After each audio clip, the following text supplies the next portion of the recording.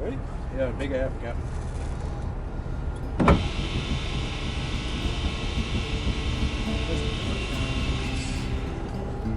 These are crackers. And then we might need things like chisels and... Yeah.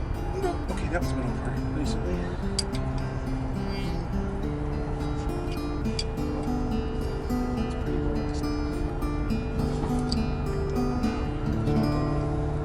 The last fucker, isn't it? Here. It's always the last one. Dan here. Another fantastic episode for Tipsy Raven Sailing. Not actually on Tiamo this time. I'm out on the American Pride, captained by a guy named Michael Kellick. It's part of the LA Maritime Institute's Tallship fleet. And he has a windlass that doesn't want to work. I got an email. It said blacksmith work needed. And so, you know, can't say no to that, right? And so I took a look at it, and apparently Kellick had some levers to work a collar on the windlass assembly, and this collar would cause a couple of slugs, he calls them pawls, to slide in and out of the Wildcat on the windlass for his boat. The Wildcat is the gear body that drags on the chain to lift the anchor back up off the bottom. Because the pawls were engaged to the Wildcat, the system couldn't play out, and so he couldn't put his anchor out. I got there, and I mean, we jumped on it. His first mate, I think she's his first mate, literally stood on one of these levers and put her whole body onto it, and she couldn't get it to move. And I jumped on it. I bent the bar trying to get it to go. Realized I could make them new levers. That's the entire purpose of it. Longer, stronger steel levers. But we decided instead, let's take a look at the machine itself. And I have some familiarity with these old machines, you know, growing up on a farm, blacksmith, all these different things. And this thing is the coolest, most industrial age, steampunky cogs and gears and big metal and heavy metal pieces that are all playing together, and despite that, it shouldn't be difficult, right? It should not require somebody to jump on it to get it to go. And so we spent, I don't know, 6 hours, all told, you know, start to finish was 6 hours, taking a look at it, figuring it out, understanding how it works, working that out together, and then taking it apart, cleaning it, aggressively cleaning it, reassemble, and test, and a little bit of showing it off, because when we were said and done, you certainly didn't need to jump on it to get it to go.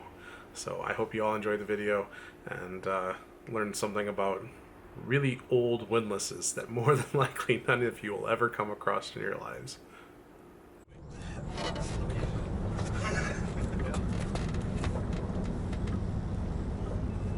No, okay.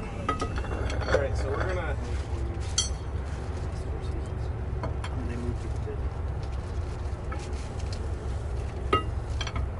Okay, I wanna send it back and lock it again. Okay. But this time I'm gonna watch what the fuck's moving and not moving. Okay, I know enough. Yeah. Yeah, come around here, you can actually see it very clearly. That seam right there. Yeah, there should be grease down inside that seam. Yeah. And the only way I can think of to get grease down in there is take those bolts off. Yeah. Right. Move this. Yes. Yes. And then you can get access to that face and see what's going on. So at this point, how do I get the inner collar out?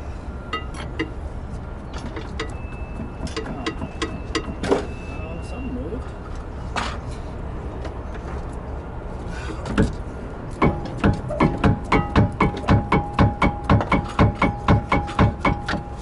I almost punched myself in the face. It's coming I do that loose. all the time when I've been drinking too much. Oh, this is why there's rum in books.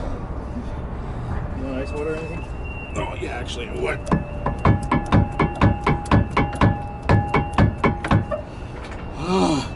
So rusty.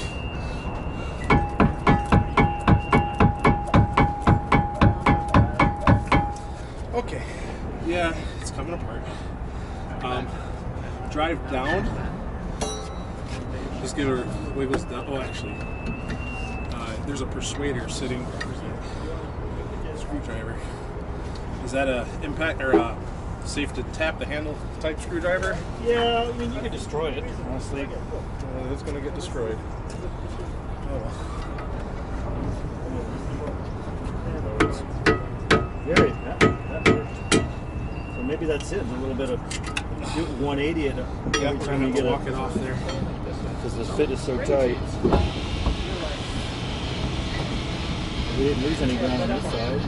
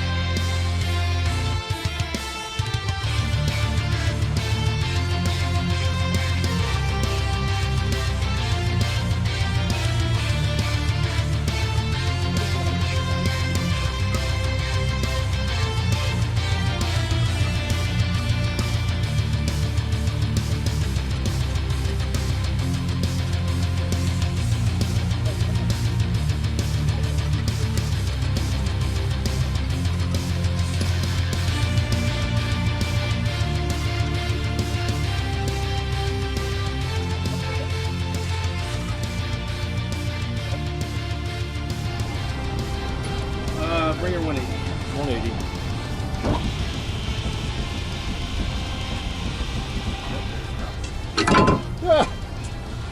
Success! Oh, you can see for yourself why it was not turning. Enjoy pineapple. It is painfully obvious why it was a problem. It's very rusty. Yep. Just want to remove anything that might Gummed up in it. accidentally rotate. That cloth will come around on its own, yeah? Yeah, I'm gonna hold it so it doesn't. Go ahead. You could do that, or you could just apply pressure from the top. Which way is it gonna? Yeah. You know, if you just wanted to do this. Oh, I see what you want to do. I mean, it's just an option. Either way, we got to make sure that whatever your hand or whatever does. I don't want to get sucked up in there either. Yeah. You could. Wow, look at the nasty already coming off of it. The other thing too is to. If you didn't want to put your hand in there. I'm comfortable. I'll move. Okay. It doesn't turn faster than I move. It doesn't turn fast. Ready? Yeah, go ahead. I'm gonna watch it turn a couple of times before I do it.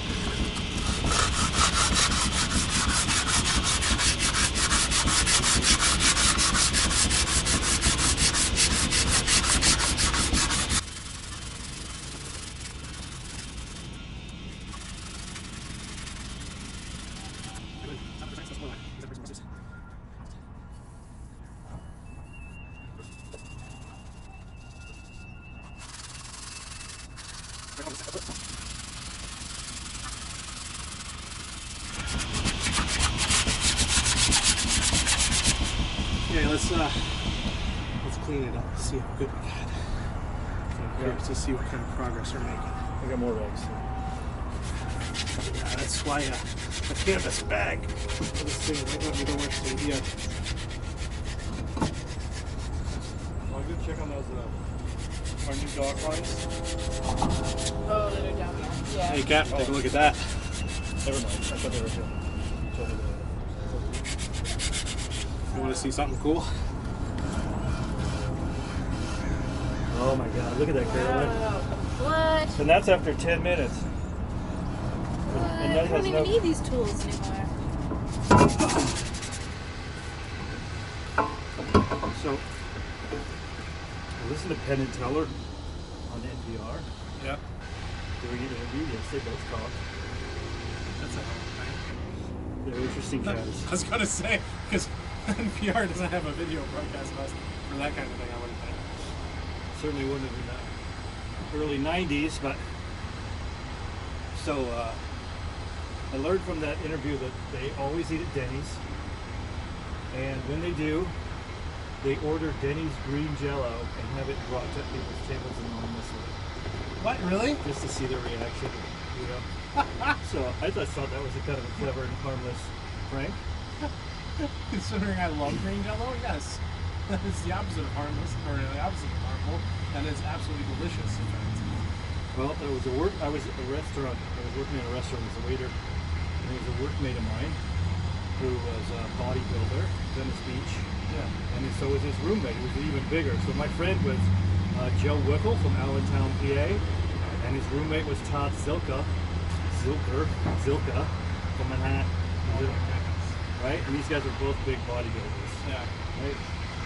So they used to, this before I was a sailor, and I went over to their house, and they were night owls, man. These guys smoke pot. That's what they did. Worked out and smoked pot. Yep, and they both had night jobs, you know, bartending, limo driving at night, so they were on that schedule. So we went to Jerry's Deli in Marina Del Rey. There's one in Hollywood too. It's open 24 hours. It's got like a 15-page menu of everything. You know, Alright. Jewish food, American food. Selling me on it, that's for sure. Okay. So we go into the wee hours of some night, and this interview information is fresh in my head. And there's just the three of us. And I look over, and about 3 booths away are like 5 hives. Right? So I asked our server, I go, you have Jello? She said, yeah, it's $1.95. I said, okay, when those ladies have done with their main course, would you send them an order of Jello on us? And she's like, you know, it's 3 in the morning or whatever. She said, whatever, it goes, you know. Yeah, this was anonymously bought by you by the only other people in the shop. Pretty much. Pretty much. That's fantastic. So a few minutes later, she cruises by our table with a here goes look, and she's holding a saucer, and it has a parfait glass full of red Jello and a big dollop of whipped cream and 5 iced tea spoons. Yeah. Right? And she cruises by us and goes to the ladies and then drops it off and then indicates like it's from the gentleman over there, whatever she said, we didn't hear. So the ladies, they turn around and they see us and we're like, eh. And then they grab the spoons. Yeah. Oh shit. Start doing this. They serve it right back. And we're like, woohoo! All the male appropriate responses. And one of the women with her back to us pushes herself up out of the booth, Yeah. pulls her tube top down, takes whipped cream, smears it on her nipple, and serves her breast to the woman next to her who licks it off. I am terrified. I'm frozen. I don't know what to say or do. I'm just stunned. You just slowly start clapping. I don't know what else you could do. Well, Todd Zilka, he's from Manhattan. He goes, yo, honey, if that's the dessert, let's see the main course. Oh no. I don't know how he had the presence of mind to come up with that line. Best $1.95 I ever spent.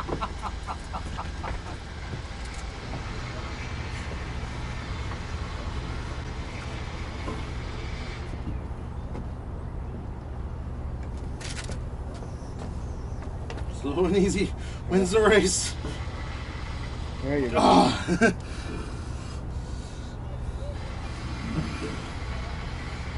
Yeah, just go ahead and spin that windlass for me, would you? Come on up. Oop, oop. Okay.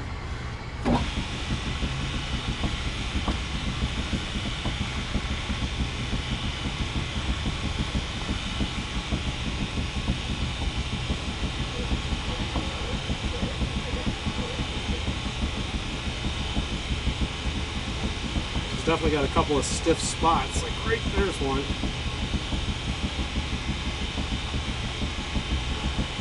Yeah, go that stop.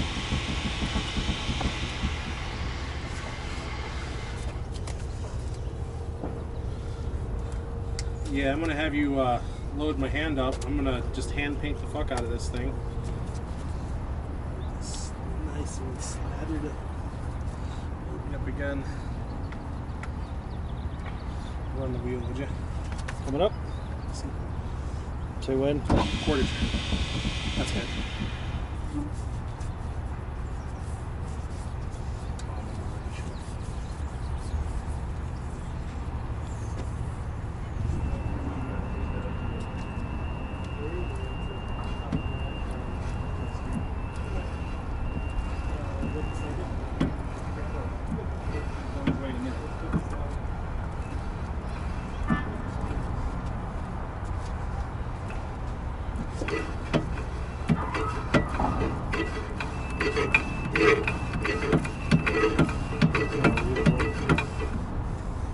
Unbelievable.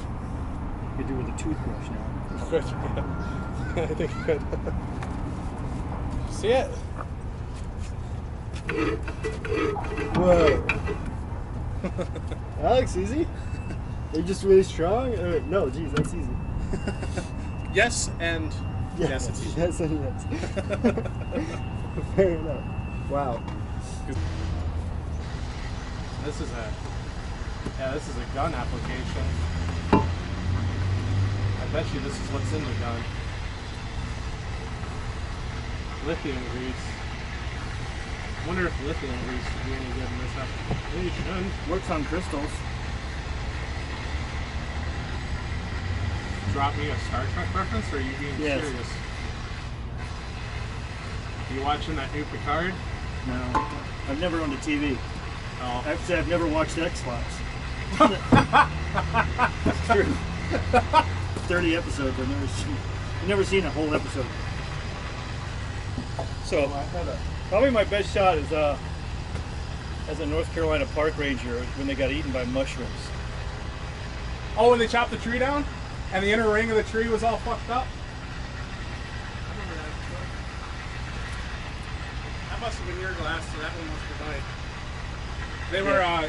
They were in their car and they were covered with cobwebs, and the mushrooms grew the cobwebs. That was one of my favorite episodes. So, David's very literate. He's got a master's in French Lit from Princeton. Of course he does. Went to Harvard and Princeton.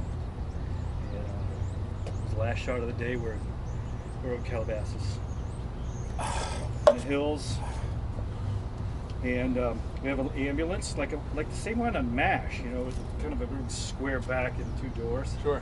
And there's racks in there. Yeah, I'm a well, North Carolina park ranger with a Smokey the Bear hat.